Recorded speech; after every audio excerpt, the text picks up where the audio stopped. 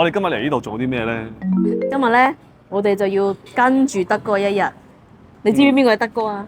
香港人在大馬嘅始祖嚟㗎。我哋今日要跟住你一日喎，得唔得先？好辛苦喎！就係咩？我今日嘅任務係翻嚟做面喎，冇問題啊，污糟邋遢先。冇問題嘅。喺未開始之前咧，我周圍食嘢噶嘛，咁我覺得呢度雲吞麵真係又同香港好大嘅距離啊。係。咁我覺得如果要喺馬來西亞要動一支旗出嚟，我第一件事諗到雲吞麵咯。但我哋嘅麵咧可以放乾撈，可以煮水。不過咧，我嘅麵都係馬來西亞化咗㗎啦。我覺得好大嘅抱負啊，就係能夠第一代嚟到馬來西亞呢個地方去發揚香港文化，可以做得更加好。呢個係魚蛋墨魚丸湯。佢個湯咧係自己熬出嚟，係我喺呢度食過最好食嘅墨魚。由細到大就食到阿媽做嘅魚蛋，我都好想做翻啲有愛心、有嗰個感覺嘅魚蛋出嚟，做翻俾人哋食。但係做魚蛋經過好多失敗先做得成功。咁啊，而家今日我哋食到呢個咧，係經過咗好多嘅沮喪換翻嚟嘅。食唔到有沮喪嘅味道喎，而家食好正喎！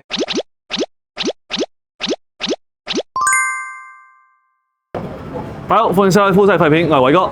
我係 Micky，而家咧我哋就喺吉隆坡嘅怡保路，Jalan Ibu。啲 Jalan Ibu係喺怡保定係喺吉隆坡咧？你啱已經講咗你喺吉隆坡咯喎。我哋今日嚟呢度做啲咩咧？今日咧我哋就要跟住德哥一日。你知唔知邊個係德哥啊？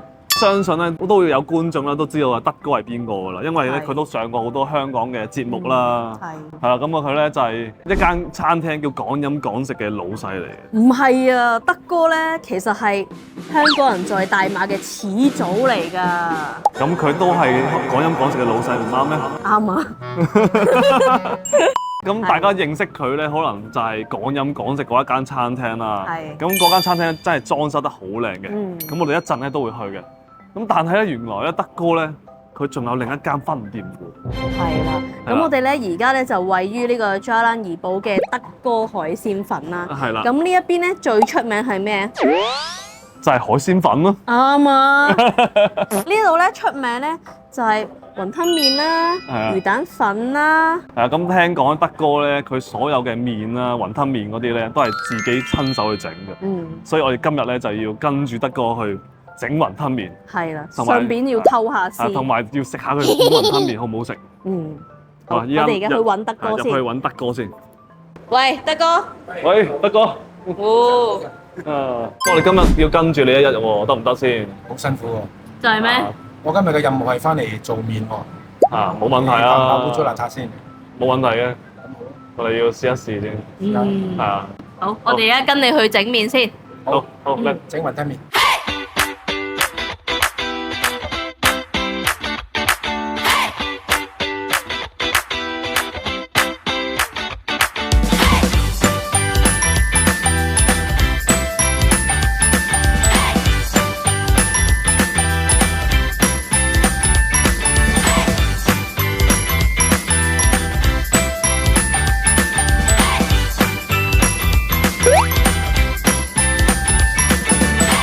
德哥係咩驅使你要自己做麵咧？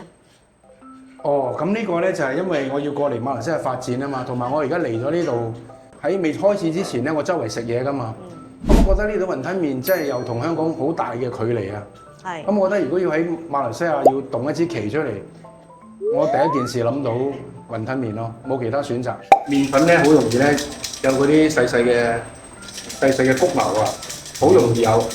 咁為咗避免啫，所以我哋過一次咯。呢個係鴨蛋嚟。鴨蛋嚟㗎，鴨蛋色鮮靚啊嘛。原來個麵係用鴨蛋做啊？香啲嘅。香啲嘅。唔係咁簡單。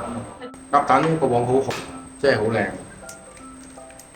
其實咧，成個做麵咧就係呢啲我哋呢度揾唔到啱度數嘅鹼水，所以自己做嘅呢個鹼水。經過好多年嘅研究，做翻呢個啱度數嘅鹼水出嚟。即係我哋成日都講48度鹼水，我做到嗰個比重計去量佢咧係48度嘅。即係你做唔到嘅，如果你唔係嗰啲你控制唔到嗰個穩定性嘅品質嘅。嗱，香港雲吞麵出名係一定有原因嘅。嗱，我哋而家先倒麵粉落去先。跟住加呢個鹽啦。嗱，呢有一次咧，啲人講我啲鹽喺餐桌嗰度，我俾呢度嗰個唔係呢啲係鹽嚟嘅咩？呢啲，因為咧嗰啲鹽咧，我哋知道係唔可以用嘅，嗰啲幼鹽啊。幼鹽咧，因為鹽咧好容易潮濕嘅，咁幼鹽咧佢就溝咗啲玻璃粉喺度噶嘛。咁溝啲玻璃粉你明知食咗冇益嘅，咁你做咩仲要用咧？又唔係幾貴啲鹽，咁咪攞呢啲啦。跟住呢啲我哋落梳打啦。鹼水咧，鹼水其實都係梳打嘅一種嚟嘅。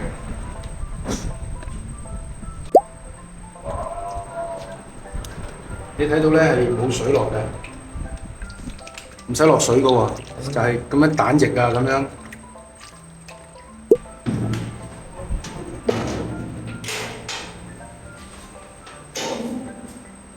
跟住咧，降嘅咯。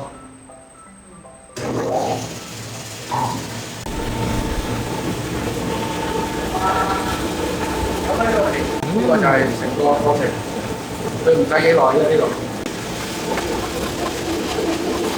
好重嘅鴨蛋味。係啦，蛋味啦，一陣蛋味啦，係啦。OK， 我哋就跟住就開閘。OK。開閘經驗。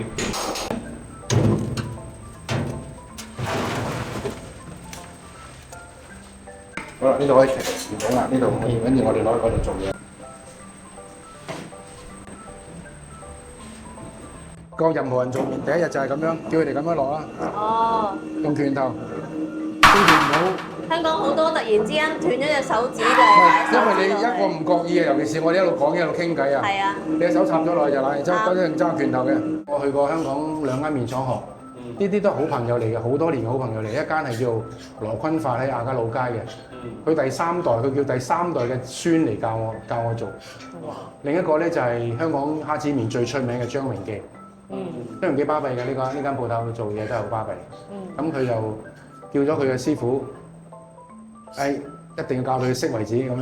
咁我喺度翻學咁翻啦，喺度學整麵咯。咁但係學整麵都係一個基礎啫嘛，你仲要翻嚟摸索噶嘛。你唔係一睇完，而家我同佢講，你睇完你都大概有個概念咯喎，翻嚟摸索。OK， 我哋再係第二個 set， 即係慢慢咁樣即刻匹布出嚟啊。係。要壓幾多次咧？到佢滑順啦。冇規定㗎。總之呢個就等於人哋個竹升麵咁一路韌啦，一路反佢哋韌咯。我哋今日跟住德哥入嚟睇下佢啲麵係點樣整。我完全諗唔明點解德哥要堅持自己做麵。其實你買現成咪得咯，你揾一個靚啲嘅麵廠，然後你咪可以唔使做咁多嘢咯，係咪啊？梗係唔得啦！你不如為自己整㗎嘛。呢度冇真正香港人過嚟開麵廠啊嘛，你冇咗嗰種文化。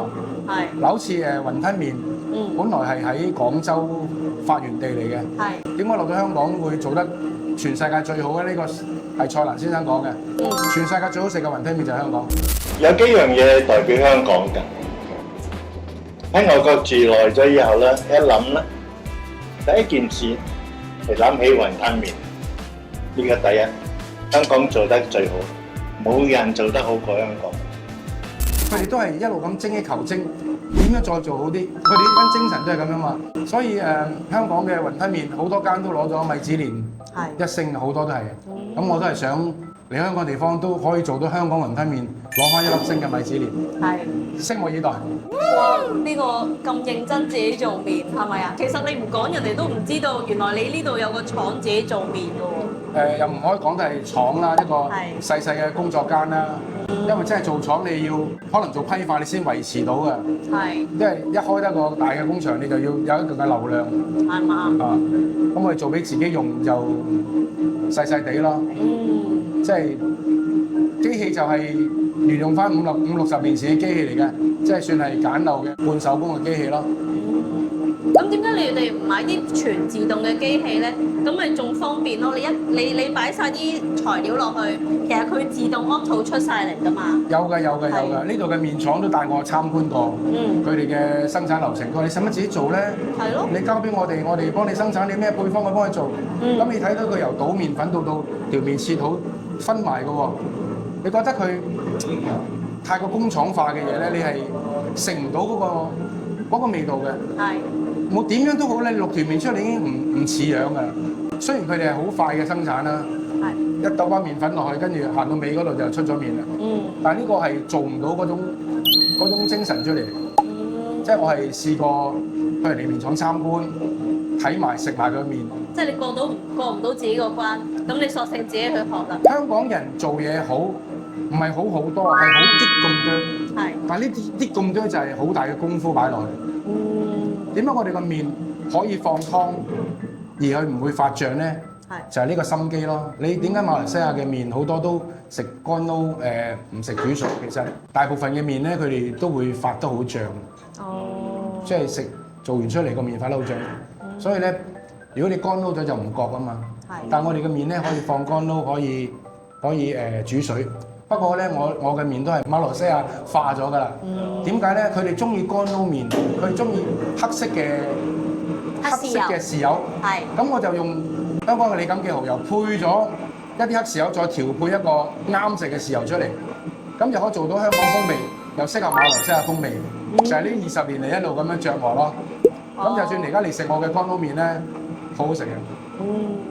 我乾撈麵係有蠔油嘅，咁我冇違背咗我香港食蠔油撈麵啊嘛。你又幾醒喎？你又唔想完全變馬來西亞化咗，但係你又 mix 咗啲香港元素俾當地人接受。我唔肯啊！我骨子裏就係香港嘅嘢。總之，我覺得好大嘅抱負啊，就係能夠第一代嚟到馬來西亞呢個地方去發揚香港文化，我要做得更加好。德哥，呢個係咩步驟啊？呢個係？而家我哋做完麵切咗條之後咧，就將佢分細佢咯，分細佢就等1-2日啦。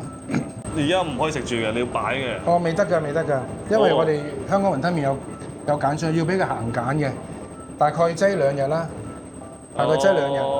咁2日都仲要經常開出嚟索下佢嘅，即係睇下佢啲鹼走成點啊！一般人如果係機械式去做嘢咧，就瀨嘢。點解我哋好似周時去出邊食麵咧咁淡鹼水味咧？因為佢哋唔夠貼心去處理啊。因為咧所有嘢咧都係有變化嘅，你唔會話standard 咗做起2個鐘頭，咁佢或者2日咁佢走晒鹼嘅，唔會嘅。咁我哋隔半日啊，或者隔5-6個鐘頭，我哋又開出嚟聞下佢究竟佢嗰個鹼走到幾多啦？走到9成半啦，我哋就開始攞嚟用啦，9成半。OK。即係我哋食雲吞麵咧，係可以容許有啲咁多鹼水嘅，啲咁多啫。因為到你冇晒鹼水之後咧，佢幾個鐘頭就壞咗㗎啦。德哥，其實整一餅麵出嚟要用幾多時間啊？計唔到喎，真係呢啲全部都係心血嚟嘅。係。全部過程都冇得偷雞嘅，即係都係要一步一步咁去做。我哋冇人做得咁仔細嘅，但係我哋照個麵鬆鬆地啫，我哋唔可以捏得好實，俾鬆地俾佢。但係好多人咧等呢個麵捏到好實咁樣包咗，我哋唔會，我哋鬆鬆地等佢有啲空氣流動，等佢走緊走得靚。呢個都喺你中間誤導出嚟嗰個道理嚟嘅。即係如果你好粗暴咁樣令到佢好實咧個麵，咁出嚟又唔同咗效果嘅。其實一餅要90 gram 係邊個 set 出嚟嘅？因為我本身係以為係即係你隨手嗰啲麵檔師傅咪隨手一紮咁就擺落去㗎嘛。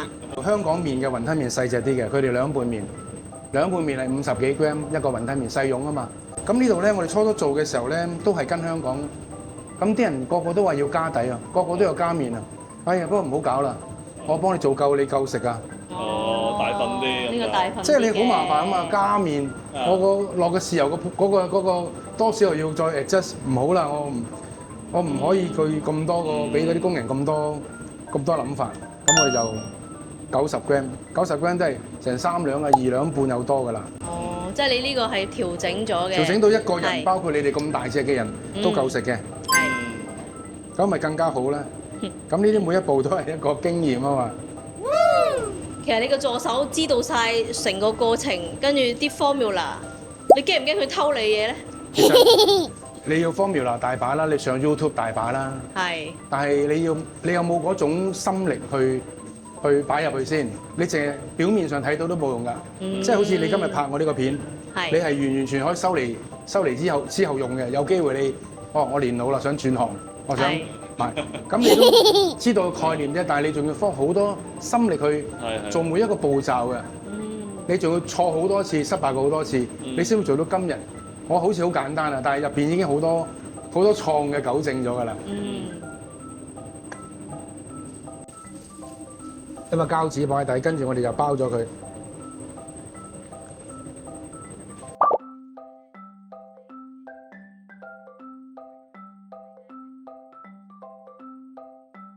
哇！我仲估唔到呢度可以見到咧，以前香港嗰種整麵方法咯。呢度一包包嗰啲全部都係麵嚟㗎喎。做好咗之後咧，我哋又要經常去睇佢啦。哇！呢個咧，我睇到阿蛇嗰度有粗麵啊，我今日整啲粗麵試下。哇哦！爭少我都少，想索下喎，有咩味啊？邋遢嘅喎，唔係又唔係懟個鼻入去，聞唔到嘅，爭啲都聞唔到，我哋要深入去，香味咯，要深入去。嗯，呢個下晝用得嘅呢個麵，下晝啊呢，麵下晝用得嘅。嗯，攞過嚟試下啊！德哥你日日都着呢套衫喎，因為有啲人唔識我啊嘛，咁佢着咗呢件衫，佢咪識我咯。我以為你好似 Elon Musk 咁樣唔想嘥時間揀衫，因為成功嘅人通常着啲衫都係差唔多樣，話呢個其實真係㗎，係咪啊？其實真係㗎，啱嘅，方便啊嘛，唔使揀衫，一條牛仔褲，一對 standard 嘅工業鞋。防線嘅，嗱嗯呢啲係啱啱做完面咁嘅身世啦，轉頭你抹佢啦。嗯，係咁嘅，又怕辣渣做唔到嘅。咁正宗雲吞麵個法始祖咧，左手揸罩咧，右手揸筷子。咁跟住咧，佢抌落個餐度咧，可能5、6、7、8、9隻抌落去，淥熟咗咁啊。錦香園嗰啲係咁樣㗎，喺中環一抌5、6、7、8隻麵抌落去，跟住就搞掂咗一碗咁樣分咁，佢哋好旺啊嘛。但係咧咁樣控制唔到條麵嘅生死嘅，我哋又唔準佢哋咁做嘅。咁首先咧，嗰條麵咧要淥之前咧鬆一鬆佢，跟住咧睇啱個鐘，我要佢哋3、6、9、12先放落去嘅。係，用心機做咧係好多個步驟嘅。嗱，一落啦。哦，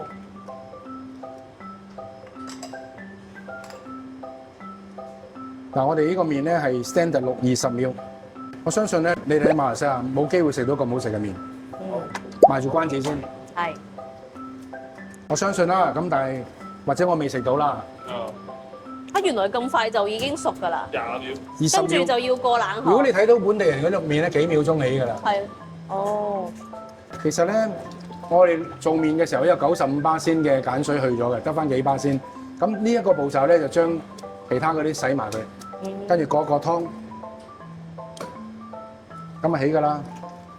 咁 OK，咁啊為咗應付馬來西亞嘅人嗰啲需求咧，咁我哋就嗱呢個咧係雞油嚟嘅，呢個咧係黑豉油，就主要係李錦記豉油啊，李錦記蠔油，咁啊加咗啲黑色嘅醬油啦，咁啊你又食到蠔油撈麵嘅感覺，又食到本地人嗰種色水嘅麵，咁我哋落少少呢個玻璃芡，我哋試一啖好嘛？因為呢個麵咧係唔可以等嘅，唔可以等幾耐。嗱，大家試下呢個係好香喎，做起嘅麵，係咩味啊？咁香嘅？雞油啊！雞油。哇，好檔啊！其實咩係為止一碗好食嘅麵咧？呢個啦，呢個，但係點樣評？即係有咩準則咧？除咗彈牙之外，首先佢學識食麵先，哦，即係香港人就唔使教啦。啊，咁但係馬來西亞朋友咧好多都唔知道嘅。係呢條麵唔粗噶嘛，都係幼幼地，但係有勁嘅，係啊，即係咬落有反彈嘅，你唔會話好似咬落去就死實啦，有反彈嘅。彈牙。好似本地嗰啲雲吞麵咁樣，但係你食落口咧，你就知道唔係佢哋嗰陣味咯。另一個世界嚟嘅，真係另一個感覺嚟。係咪一定要新鮮先可以食到咁樣嘅口感咧？即係如果話買完之後急凍拎翻去喺屋企自己煮，係咪即刻食？買完翻去煮，你又要學埋個工價先得喎。你必須要好滾嘅火啦，好大滾。嗱，大滾到個情況係點樣咧？你抌條麵落去1、2秒佢滾翻起嘅，咁為之大滾。即係你抌落去10秒都唔滾起嘅嗰啲麵就煮壞咗條麵㗎啦。哦，咁我哋都係幾千火嘅火力去去做呢個啲咁多水嚟滾起嚟噶嘛。有啲人特登幫我買一啲麵翻去自己淥嘅。咁我配埋嗰啲豉油啊，配埋嗰啲雞油啊，配埋啲辣椒油俾佢。但係呢啲熟下先可以。咁我都得啦。因為呢啲係唔知醜啊你。因為 Covid 嘅時候，我哋做過一次，啲人有啲懷唔係啊念咯。，點解我咁樣問你咧？我有個計劃就係買翻去檳城嗰度淥嚟食啊嘛。可以，但係你要學呢20秒。你做唔到呢個條件咧，你係做條麵都唔好食嘅。咁但係唔好食極都好，都好食過好多嘅麵。係。其實我又想問你喎，你當初嚟到咧，其實你有啲抗拒，即係將本地嘅嘢加入去我哋香港嘅嘢，但係點解你而家又變咗咧？我睇咗你好多年採訪，其實個人謝咗，你再堅持落去咧，你個袋越嚟越窮㗎啦。即係有啲嘢你需要作出調節嘅。我記得匯豐銀行喺香港有個廣告係咁樣講嘅。佢話環球金融地區智慧。咁我有環球金融啦，去咗全世界啦。咁但係本地人嘅喜好咧，你有冇融入咗先？咁呢個説話咧，令我諗翻起咧，其實我都係做緊香港嘢啫，不過我做少少 adjust 啫嘛。咁樣要構成咗自己先得㗎，大佬。咁我都係堅持用翻你咁嘅蠔油喺裏邊嘅。咁先再搭啲黑豉油，再搭啲糖，就搞掂咯。咁又可以食到啲好食嘅，又可以 keep 住香港嘅味道。我要講咧就係乾撈同煮水嘅分別喺邊度咧？乾撈你可以食到好好嘅口感。煮水咧，因為啲人依家嚟到好姿整啊嘛，嚟到左睇右睇，左影右影，影完一輪咁樣，條麵都唔好食咗啦。但係講真，我喺香港食啊，我中意食湯。咁我咪試下湯咧就分兩個階段嘅。你可以食佢挑爽啖，第一時間食一半。另外你又可以有佢劈喺嗰碗湯度，有佢浸食其他嘢先。咁第一浸咧食佢爽啖，而下半場咧咪食佢浸到湯嘅味道咯。都係好食嘅。呢個雲吞麵咧我都會去做比賽。我將個故事講出嚟。當然雲吞麵唔可以自己現場做啦，但係雲吞啊可以喺現場包嘛。OK， 我哋煮多個煮水嘅麵先。好。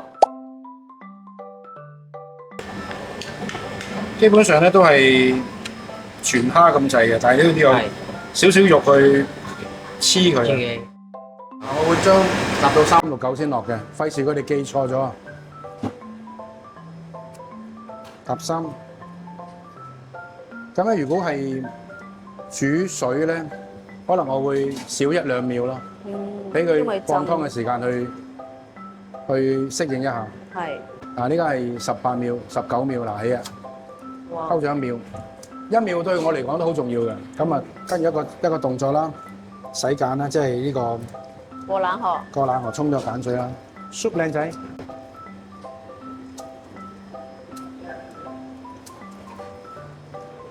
好，落啲油落去先嚇。叔先生，come in，俾我。OK，一個叔啫。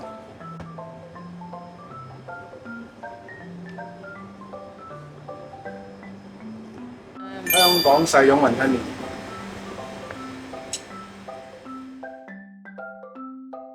吞麵嗰啲雲吞喺底嘅。呢個香港嘅習慣嚟嘅。香港習慣就係你個雲吞麵喺底就避免佢浸到啲湯，加快佢嗰個淋啊嘛。咁所以香港人習慣，但係呢度馬來西亞又唔得喎。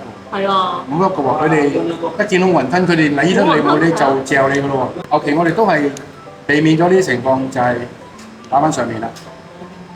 喂，德哥，點解呢碗嘢冇韭黃嘅？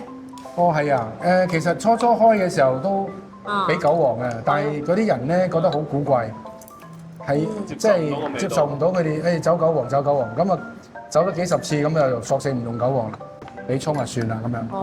咁呢個都係配菜嚟嘅啫，我唔係太重要。試下先嚇。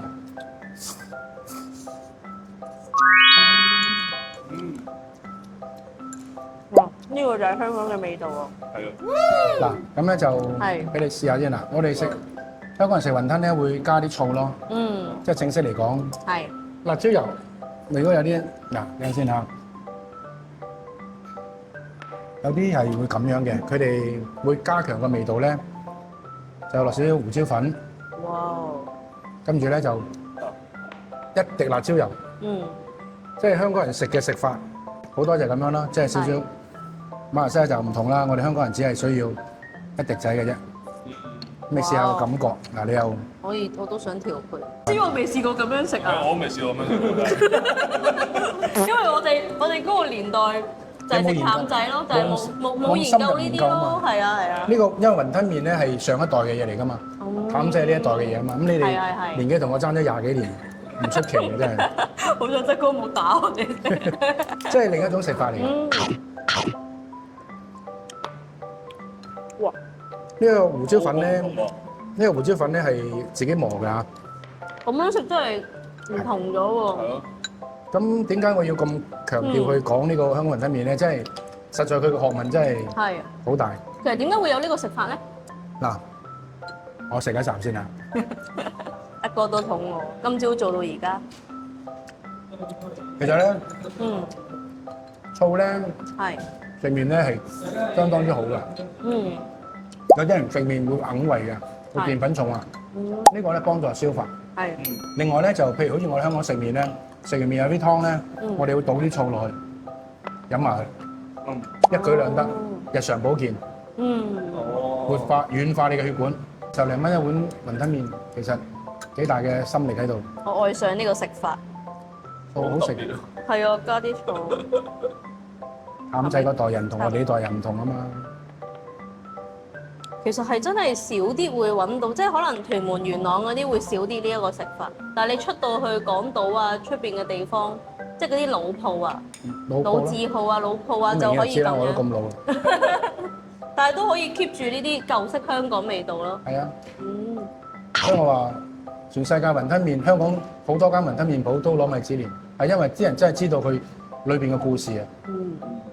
係源遠流長一個好仔細、好有心力去做嘅一個故事。係。而我能夠喺馬來西亞第一個，可能係第一個啦，可能係一個發揚光大雲吞麵嘅人。而攞得米芝蓮嘅人期待。Nice。喂，德哥，其實你覺得一碗雲吞麵啊，最重要係個雲吞定係個麵咧？1/3。雲吞麵咧係有3個部分嘅。係。第一部分就係個麵啦。咁第二個部分就係雲吞啦，第3部分就係湯水，缺一不可嘅。我哋唔可以做雲吞麵用魚蛋粉嘅湯，唔得嘅。嚇，點解啊？因為唔係同一個湯底嚟嘅。傳統啊嘛，因為魚蛋粉嘅湯咧多數揾魚骨、豬骨，雲吞麵嘅湯咧就要用左口魚、蝦角，佢似蝦嗰邊嘅海產味嗰個湯底。鮮啲。嚇，而牛雜啊就要用牛骨湯，呢個係一個 common sense 嚟嘅。哇！俾大家睇下，頭先已經熄咗機㗎啦，我頂唔順，我要俾大家睇下。